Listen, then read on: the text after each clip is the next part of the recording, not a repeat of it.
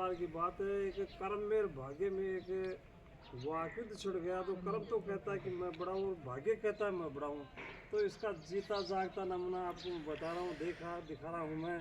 तो इसमें कर्म करते जाएंगे तो मंजिल तक पहुँच सकते हैं अपन। तो उसमें ये बताया गया है कि कर्म जो है वो जो एक भाग्य जो कर्म के अधीन होता है, नेकी भाग्य कर्म के, यानी गोस्वामी जी ने इसका फैसला कर दिया। गोस्वामी तुलसीदास जी बता रहे हैं कि सकल पदार्थ जगमहि कर्म ही न नर पावत नहीं। इसमें बताया गया है कि कर्म को बड़ा बताया गया है कि भाग्य से, भाग्य की लकीरें जो है हाथ में देखने से कोई कुछ नहीं होता है, लेकिन कर्म करते जाएंगे अपन तो कर्म से जो है अपन उस मंजिल को पार करते जाएंगे।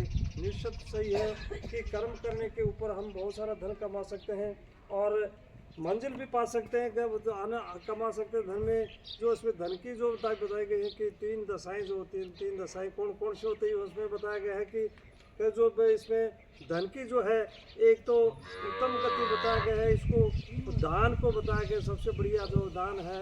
दान के बाद में उसका बताया गया है भोग की, बताया गया है कि भोग दूसरी मध्यम गति है, और तीसरी है उसका नाश बताया गया है कि जो आदमी उसका भोग भी नहीं करता, दान भी नहीं करता, अपने आप ही वो नाश हो जाता है उसका धन का। तो इस तरह से बताया गया है कि भगवान पुरुषोत्तम है, मर्यादा पुरुषोत्तम राम जैसे जीवन जिया था उन्होंने, तो उस प्रकार का जीवन हमें जीना चाहिए। तो भाग्य के भरोसे नहीं बैठ करके हमें कर्म करते जाना चाहिए, और कर्म जो है करते जाएंगे तो जो निश्चित रूप से जो है हम जो कुछ चाहेंगे वो प्राप्त कर सकते हैं। तो कर्म हमेशा करते रहना चाहिए। धन्यवाद।